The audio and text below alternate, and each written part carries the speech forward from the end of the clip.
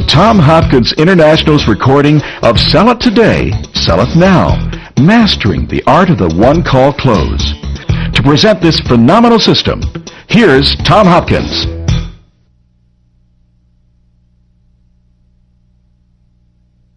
I'm very excited about this new program, Sell It Today, Sell It Now, the Art of the One-Call Close. And to give you a little background how I created it, I, of course, live my life looking for ways to better teach people in sales. I'm always looking for technique, strategies, everywhere I go, because my life is training salespeople. It's my passion. Well, I got hired years ago by a company, a large company. They had 500 salespeople. And whenever I do a custom program, I go into the company, analyze their training, because I want to know what they teach their people. I don't want to come in and teach something contradictory to their beliefs or their strategies. So I spent a week with their training director, Pat Leiby. And after a week, I said, Pat, what you teach your people is so good. I have to work with you, if you'll let me, to co-author a book. And I've been asked by many people to do that, and I've never found the material I felt was so valuable for my students. Well, I worked with Pat. We wrote the book, created an audio program, and then, of course, are now putting this on video for you to enjoy.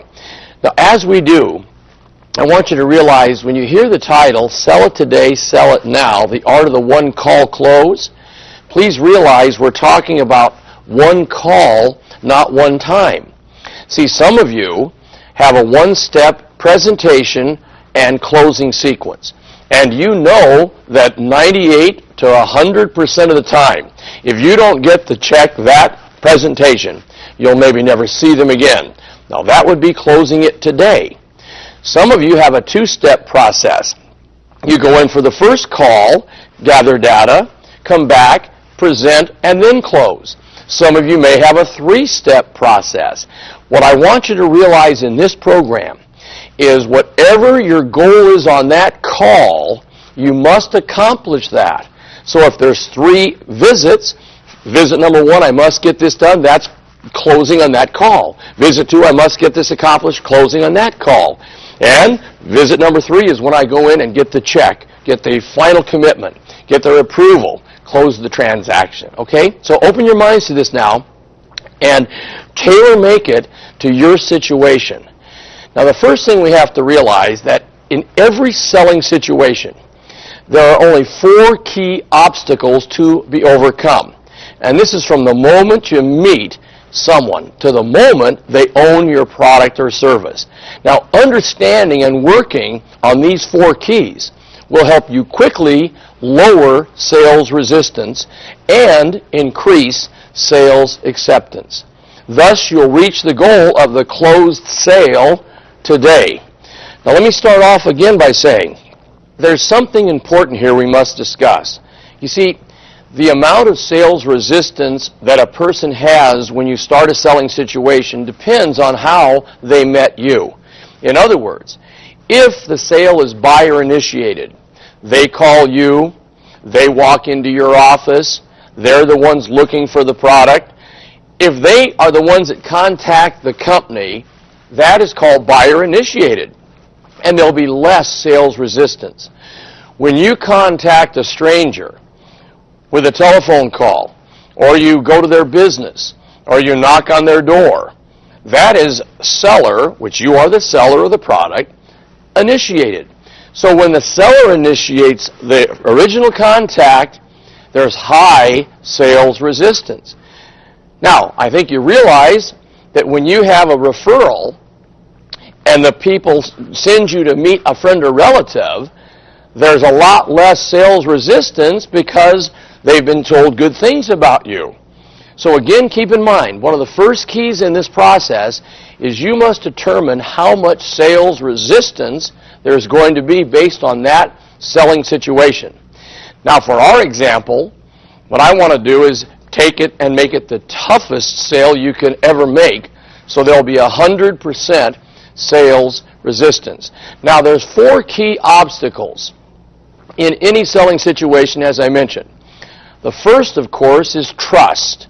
Most people, when they meet a salesperson, start with a feeling of, I feel no trust. Now, our goal in our presentation is to move that from no trust to some trust to lots of trust. Because, see, no one will really let you persuade them to invest in anything if they don't trust you. So, you must work toward helping them think, I feel some trust here. Then, of course, the second obstacle is need. Most people, when you present a product to them in the beginning, say, I feel no need. Our goal in our presentation is to move them and change their mindset to one of, I feel some need, and hopefully you can move them to where, boy, I really need this product. Your third obstacle we must overcome is help. Meaning, most people start off with, I might trust you now, I might really need the product, but I don't know if I want to invest in it with you. Meaning they can have a friend in the business, they might know another company. So no one wants to ever admit they're helpless. However, you can help someone see that you provide answers in areas where they may not be as well informed because you are the professional. And you know exactly what's best for them based on your experience. So you need to change their mindset to one of, I want your help, you see. They want you. You're part of the equation now. And then, of course, the fourth obstacle is hurry. They may trust you now. They may have a need. They may want your help. But now we have a challenge in a procrastinating society where I feel no hurry. Tie in with the word hurry the word urgency. Because one of the keys to a great presentation is we must create urgency throughout the entire presentation. Now, unless there's an emergency situation, no one is going to be in a hurry to purchase anything. Your job is to help them see that by taking care of the buying decision today, they'll be better off than if they wait. They need to think, hey, I feel some hurry here in order to take action.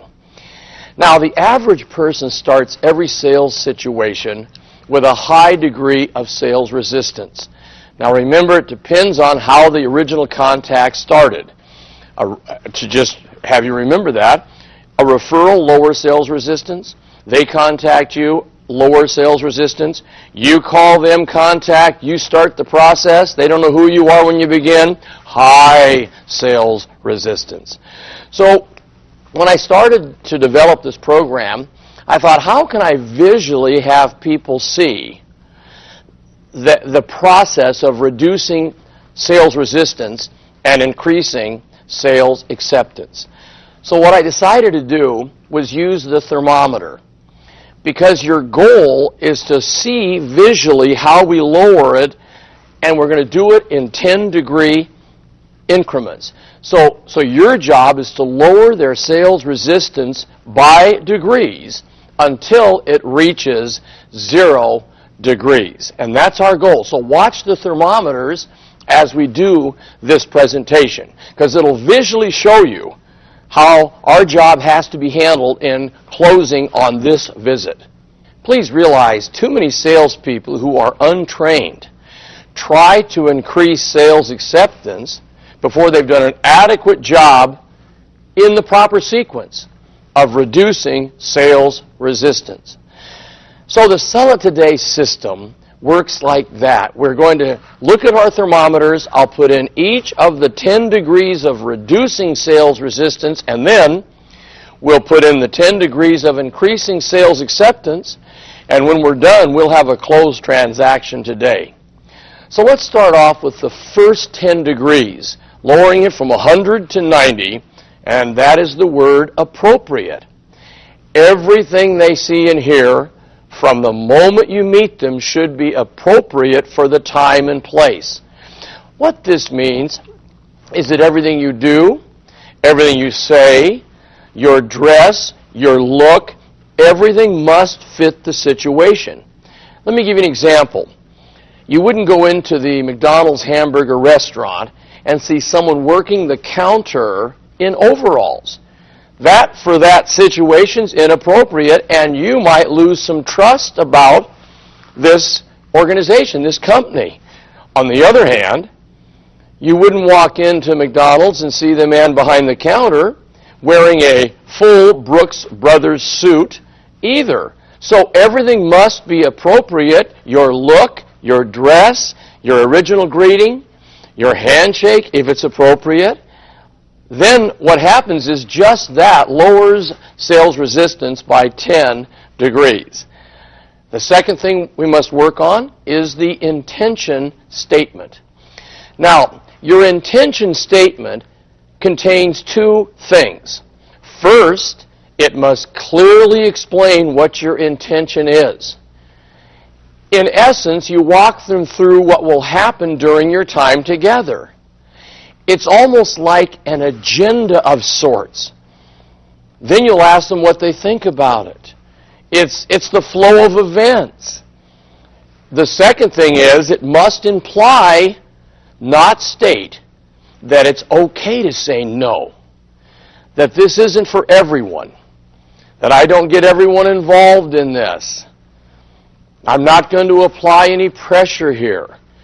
Now, what I'd like you to do is listen and watch as I present now a paragraph that'll show you these items. Ready? John, Mary, due to the fact that we have such a great reputation for quality products, thousands of clients have entrusted their business to us. However, it's not for everyone, so we at Tom Hopkins International don't believe in high pressure. Tonight will be an educational experience that will allow you to determine if what we have to offer will truly benefit you. You see what happens when you do that? The people you're presenting to relax and open themselves up to allow their curiosity to take over. So now we've lowered it another 10 degrees with our intention statement. Now the next thing we're going to do, I call the 3 C's. These are the next 3 things we do to lower it another 30 degrees. Now the first C is so important. It's called commonality. Commonality. See, you must be like a detective and look for clues as to their backgrounds, their likes, their interests, habits, their business, anything you can find that you have in common with them. And that's, again, part of getting in there and doing the original presentation so they feel you have something in common with them. The next C is credibility. Credibility. Now, you must learn the story of your company. And you need to back it up with facts and establish 2 things. The bigness of the company, if your company is large, big reputation, been in business for years, or the quality of service you render to clients. See, I believe a professional salesperson takes his or her company and they'll make it a benefit based on what the company is like. If I worked for a small company, I would find a way to make that an advantage. I would say, John, Mary, I did research and looked at all the companies that do what we do. I saw huge companies with thousands of people. Then I saw companies like ours that had a few true professionals and gave more professional service, and so that's why I chose my company. See, you've got to learn to take your company and make it the best based on what you have to offer the client. If you do that, you'll lower it 10 degrees more. So now we go to the next C, which is called competency. Surprisingly, if you do the first 4 steps properly, this 5th one is almost carried, and it's competency. You see, if you've done everything right so far, they start looking at you as a competent person. It'll be assumed in the eyes of your future client. So again, let me let you hear how I would deliver these 3 C's in my presentation, okay? John and Mary, let me put myself in your shoes for a moment. If I were you, I'd have a lot of questions about what I'm offering here tonight. Here are some of the things I'd want answered. Tell me if you're thinking along these same lines. What is this company all about? How long have they been in business? Is this going to cost me money? Is it going to save me money? Will my time spent with you be worthwhile? How long will it take? I assure you I will answer these questions throughout my presentation. But before we get started, are there any other questions in your mind that I didn't mention so I can be certain to answer them as well? You see, if your questions match theirs, which those will, that's exactly what most people are thinking, they perceive you as competent because you're like them. I'd like you to try this idea. It's best if your questions are jotted down in your own handwriting on a page of the legal pad. And it's almost like you were just thinking about these questions before you arrived.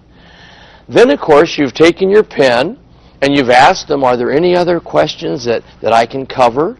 They might then say, well, one thing we're a little concerned about, and now you take and write down their question right underneath your 5 or 6 that you have on your pad. It's a wonderful way to start writing right in the beginning. And we've lowered them down now another 10 degrees. We're now